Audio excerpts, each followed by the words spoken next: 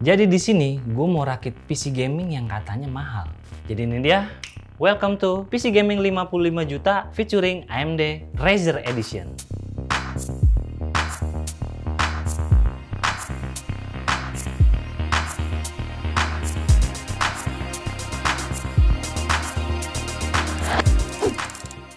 Halo Sobat Mata Hobi dan Gadget, kali ini barengan sama gue di Maslur. Dan sebenarnya kalau rakit PC gaming di bawah 100 juta itu buat gue masih kurang lah ya.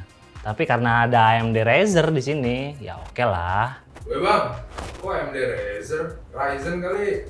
Nah, ini dia nih, pengetahuan sempit, wawasan kurang. Jadi, karena PC build kita hari ini memakai CPU AMD Ryzen dan ada sentuhan dari Razer di mainboard dan case-nya. Jadi nggak salah dong kalau gue namain AMD Ryzen Edition. Oke lah, tanpa berlama-lama, jadi ini semua barang dan item yang akan kita pakai untuk build PC kita hari ini. Dan akan kita rakit juga step by step buat kalian semua. Dan tentunya yang punya PC ini juga udah nggak sabar bos. Tapi sebelum kita mulai nih, kayaknya harus kita beres-bersihin dulu barang-barang ini semua ya. Nah, ini semua udah clean semua. Memang mantep nih, kru Mata Hobi dan Gadget nih. Besok semua naik gaji ya. Amin. Kalau soal ginian paling kenceng. Nah, biasanya untuk langkah awal nih, gue siapin dulu mainboardnya. Jadi mainboard yang kita pakai di sini adalah ASRock X570 Ryzen Edition, yang udah pasti keren dan jadi flagship dari ASRock. Udah deh. Jadi kalau urusan mainboard itu usahain banget jangan beli yang murah. Karena kalian akan ribet nanti kalau untuk upgrade dan future proofnya. Lalu biasanya gue langsung siapin 3 item awal yang harus pertama banget masuk mainboard ini. Prosesor dari Ryzen 9 5900X yang udah punya 12 core dan 24 thread. Tentu prosesor ini udah kenceng banget dong. Apalagi generasi 5000 ini merupakan generasi yang ada di jajaran atas punya AMD Ryzen. Terus yang kedua, biasanya gue langsung colokin juga storage-nya nih. Karena di sini kita nggak pakai hard disk, lagian hari gini masih pakai hard disk. Jadi ini langsung kita colokin ke mainboard. Dan yang ketiga, yang harus kalian colokin di awal itu ada RAM. Nah, RAM yang kita pakai di sini adalah G.Skill Trident Z RGB. Ya kalau ditanya kenapa kita pakai Trident Z sih, ya harusnya kalian gak usah tanya lah ya. Karena RAM ini udah dipakai sekelas overclocker. Jadi ya kalian tahulah gimana performanya. Oke, jadi langsung aja kita colokin 3 komponen ini ke mainboardnya.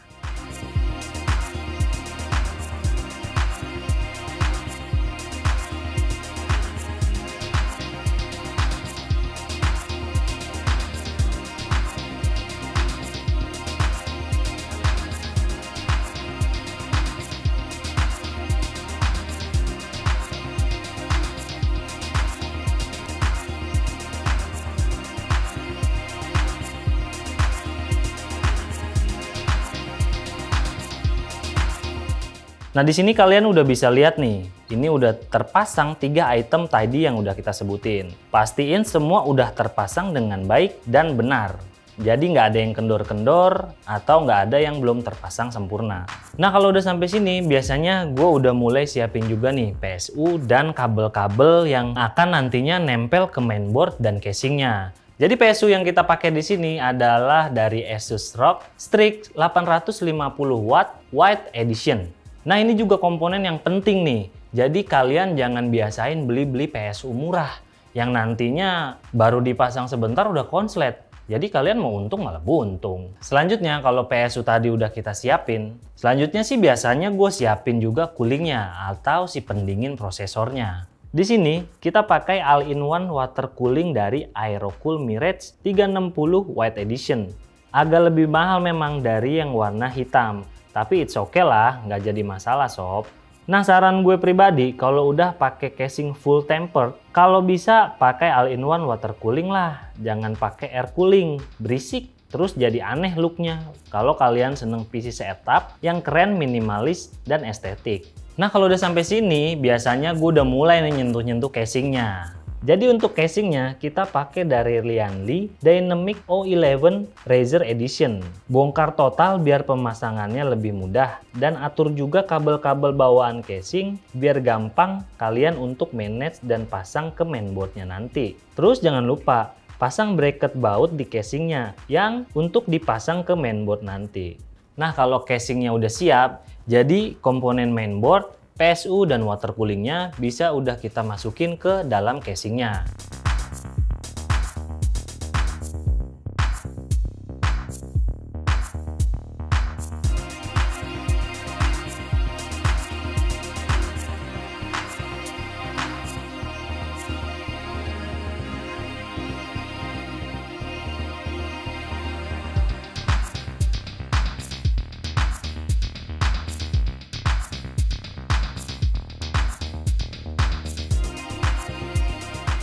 Oke, kalau semuanya udah kepasang ke dalam casingnya ini, kita tinggal plating buat thermal paste-nya.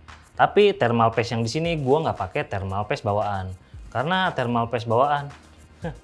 Apa itu thermal paste bawaan? Di sini gua pakai dari Noctua NT-H2.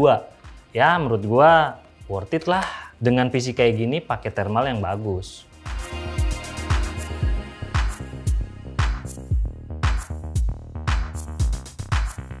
Nah, kalau kalian udah plating thermal paste-nya ke CPU-nya, nah sekarang saatnya kita pasang block cooling-nya ke CPU.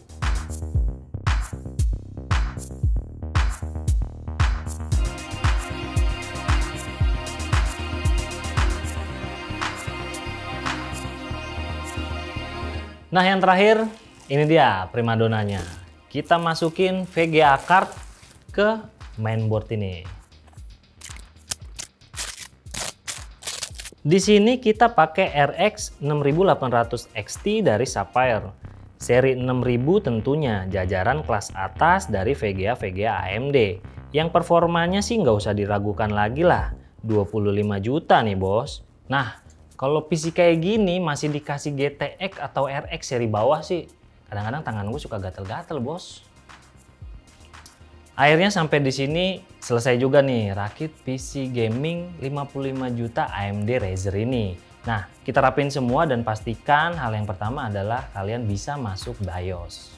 Kalau sampai sini kalian mengalami kendala dan misalnya PC-nya nggak nyala, nah coba kalian perhatikan lagi. Di sini ada debug code yang akan ngasih tahu kita kalau ada yang kurang pas atau mistake-nya di bagian apa. Tapi kalau di motherboard kalian nggak ada debug code-nya, nah, udah jelas. Kalian pakai motherboard murah. Kan gue bilang, jangan pernah beli mainboard murah buat PC kalian. Ya susah sendiri kan jadinya. Tapi jangan khawatir, kalau emang mainboard kalian nggak ada debug code-nya, masih bisa alternatif lain. Salah satunya adalah coba colok dan pasang kembali RAM kalian. Bisa jadi RAM-nya kurang pas. Atau juga bisa jadi slot VGA card ke mainboard-nya juga kurang pas. Jadi coba dicek-cek ulang lagi aja. Oke, jadi cukup sekian dulu video step by step rakit PC gaming 55 juta AMD Ryzen ini. Nah, buat kalian yang pengen tahu gimana performanya, jadi tunggu aja video-video kami selanjutnya. Dan akhir kata dari gua, jangan pernah terusik karena semua ini hanya gimmick. Gua Dimas Lur, salam mata hobi dan geja.